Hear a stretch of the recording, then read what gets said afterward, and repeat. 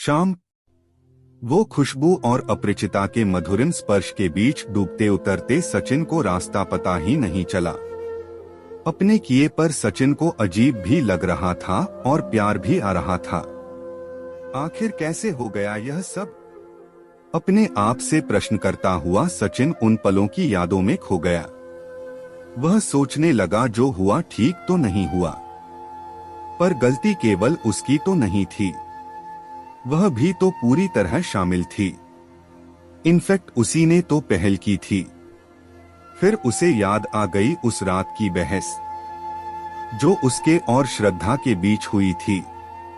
श्रद्धा ने जैसे निर्णय ही कर लिया था मां न बनने का, और वही सब उसके दिमाग पर हावी था शायद। उस रात सचिन काफी परेशान था। शादी के लगभग 3 वर्ष होने को थे। दोनों की रिपोर्ट नॉर्मल थी।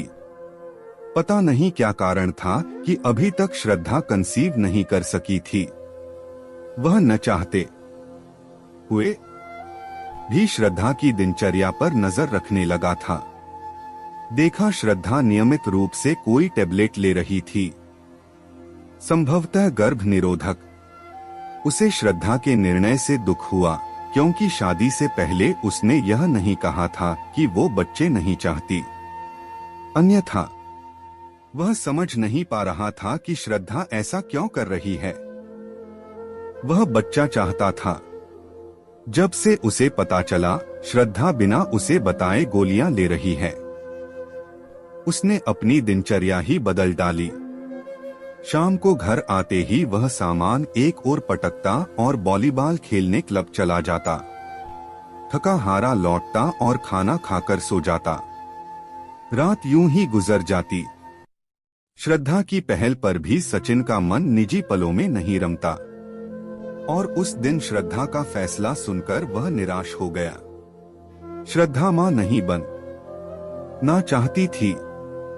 वह इन सब झंझटों से दूर रहना चाहती थी। सचिन ने श्रद्धा की मम्मी से बात की, पर उन्होंने भी कोई संतोषजनक उत्तर नहीं दिया। उन्हें अपनी बेटी के फिगर और करियर की ज्यादा चिंता थी।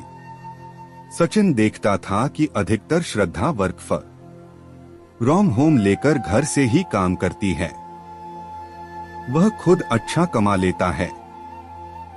श्रद्धा की मां को पेंशन मिल रही है। इकलौती लड़की होने के कारण अपने पिता के छोड़े अच्छे खासे बैंक बैलेंस की मालिक है वह। फिर भी उसे घर में नया मेहमान नहीं चाहिए क्यों? ऑफिस के काम से सचिन अक्सर बाहर जाता था।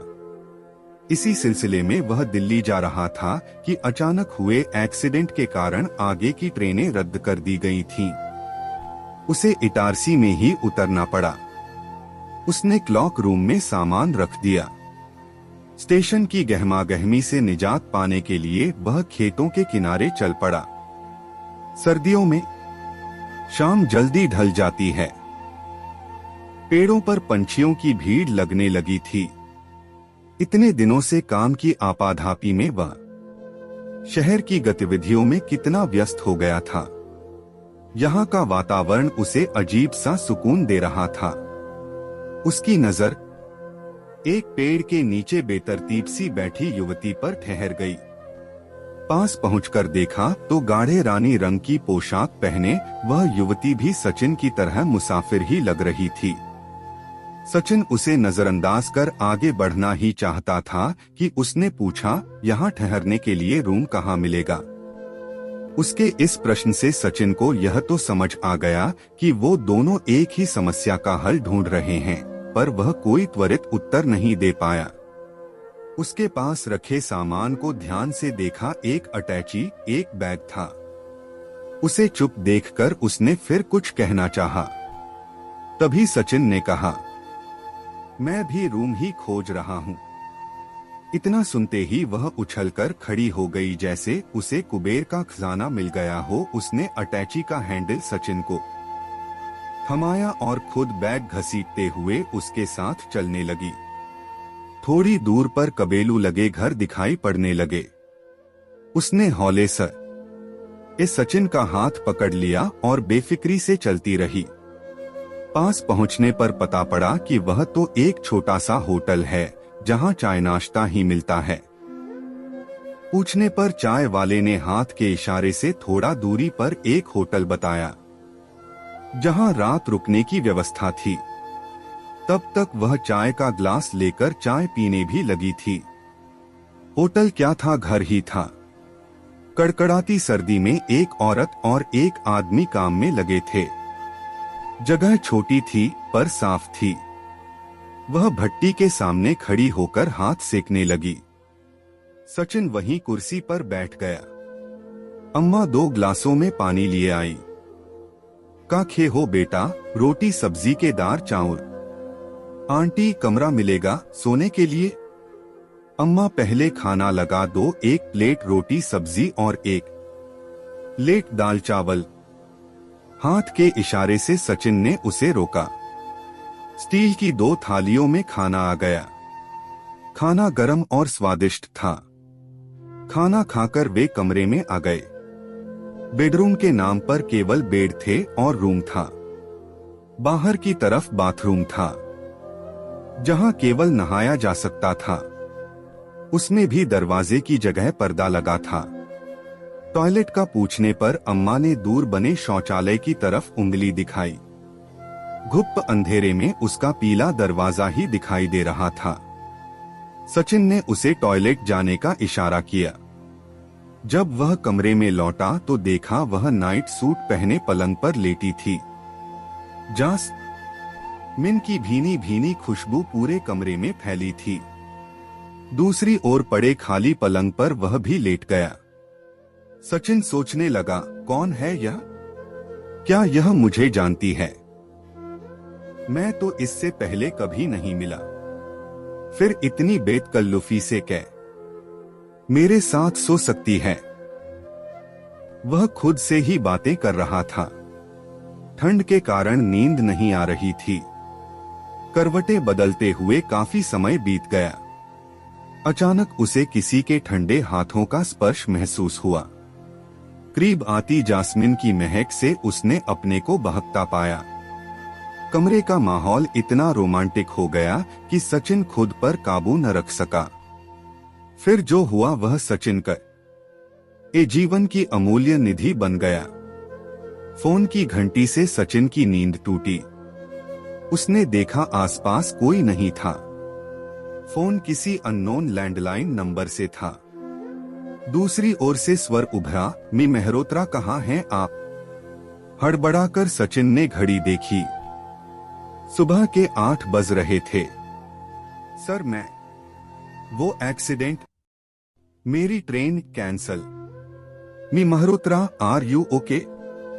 जी सर, जल्द से जल्द आने की कोशिश कर रहा हूं। यह कहते हुए सचिन ने खुद को संभाला। इधर उधर देखा, कोई भी नहीं था। शायद वह जा चुकी थी। उसने मेन रोड पर आकर टैक्सी ले ली। रास्ते भर वह उस रात के हसीन पलों का जोड़ घटाना करता रहा। थोड़ा अच्छा, थोड़ा खराब, पर वह अजीब सी शांति महसूस कर रहा था।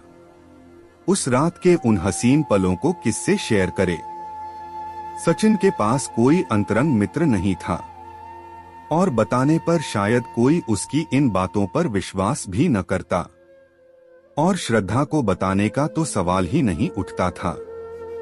पर जब भी वह अकेला होता, उन खूबसूरत लम्हों का साया उसके साथ होता और वह खो जाया करता था उन हंसी पल की यादों में। लगभग 4 माह बीत गए। सब कुछ ठीक ठाक चल रहा था। वही ऑफिस, वही घर, वही मीटिंग्स, सब कुछ टाइप्ड सा हो गया था। पर आज तो उसका काम में मन ही नहीं लग रहा था। न तो सचिन के पास उसका नंबर था और न कोई जानकारी। 2-1 बार स्टेशन से पता करने की कोशिश भी की पर कुछ हाथ न लगा। एक दिन ऑफिस में प्रवेश करते ही जास्मिन की जानी पहचानी खुशबू ने सचिन का स्वागत किया। सचिन ने उसे अंदर आने का इशारा किया। उसने बिना औपचारिक बातचीत के बताया कि वह प्रेग्नेंट है। सचिन ने घर जाने के बहाने हाफ डे लिया और उसे साथ ल एकर ऑफिस से निकल पड़ा। दोनों एक रेस्तरां में बैठे।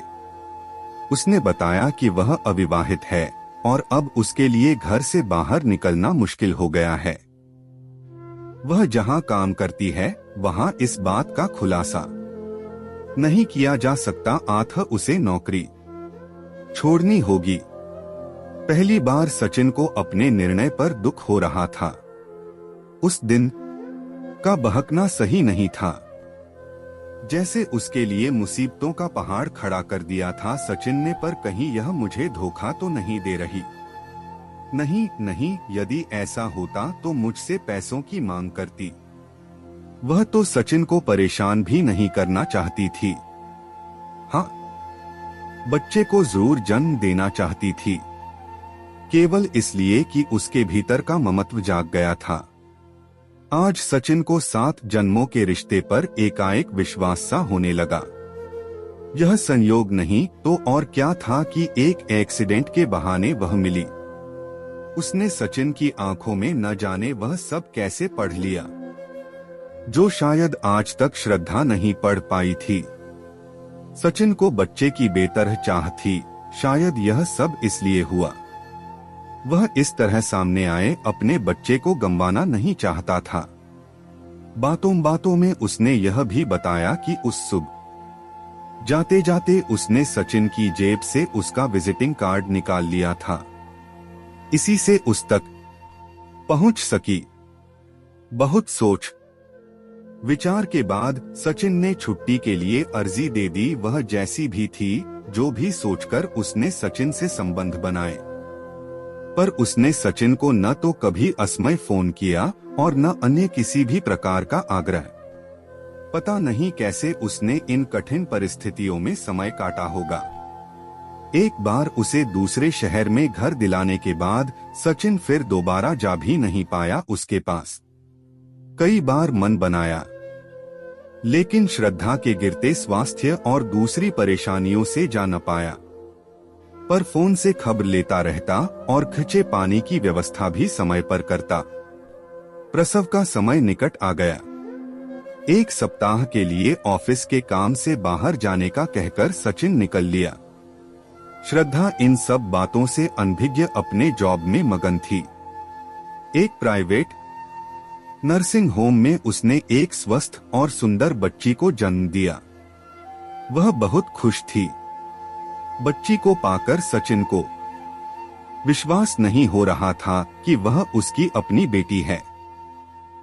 हफ्ते भर बाद उसकी देखभाल की सारी व्यवस्था कर जब वह लौटा तो मन में सुकून था, क्योंकि उसे वह इस बात के लिए मना पाया था कि उनकी बच्ची की परवरिश यदि वह और श्रद्धा करेंगे तो न सिर्फ बच्ची को आगे जाकर आसानी होगी, बल्कि वह खुद वापस नौकरी कर सकेगी।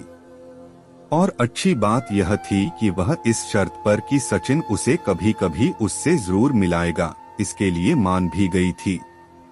अपनी बेटी को घर लाना एक नई समस्या थी। सचिन कोई बहाना तलाश कर रहा था। उसने श्रद्धा से बच्चा गोद लेने की बात की, वह तैयार नहीं हुई। पर जब सचिन ने उसे समझाया कि हम आया रख लेंगे उसकी परवरिश के लिए, तो वह राजी हो गई। पर श्रद्धा ने शर्त रखी कि वे बेटी ही गोद लेंगे और उसकी देखभाल सचिन खुद करेगा। इससे सचिन की मुश्किल आसान हो गई। सचिन ने मनु को गोद लेने की प्रक्रिया आरंभ कर दी। जल्दी ही मनु घर आ गई। श्रद्धा कुछ दिनों तक मनु से दूर दूर रही, फिर अपने आप सचिन का साथ देने लगी। धीरे धीरे श्रद्धा मनु का बहुत ध्यान रखने लगी। सचिन कभी कभी आशंकित हो जाता कि कहीं वह घर आकर श्रद्धा को सब कुछ बता न दे। हालांकि जब कि वह मनु को उससे मिलाने ले जाता, वह ऐसा कुछ नहीं कहती थी। फिर भी एक अनजाना डर सचिन के मन में बना रहता। अब मनु 3 बरस की होने जा रही थी। इस बार जब वह मनु को उससे मिलाने ले गया, उसने कहा, अब मनु बड़ी हो रही है, तुम उसे मुझसे मिलाने मत लाया करो। मैं नहीं चाहती वह हमारे सच को जाने और इसकी वजह से तुम्हारा घर बिखरे। मैं अगले माह ही इस शहर से दूर चली जाऊंगी। हाँ, तुम मुझे मनु के हर जन्मदिन पर उसकी एक तस्वीर मेरे मेल पर जरूर भेज दिया करना। सचिन के जवाब का इंतजार किए बिना मनु के माथे पर एक चुंबन अंकित कर वह सचिन के जीवन से बहुत दूर चली गई। सचिन इस अनजाने से रिश्ते के बंधन में बंधा आज भी मनु के हर जन्मदिन पर तस्वीर खींचकर उसे ईमेल किया करता है और उसके जवाब में हमेशा उसे वापस मिलती है एक स्माइली।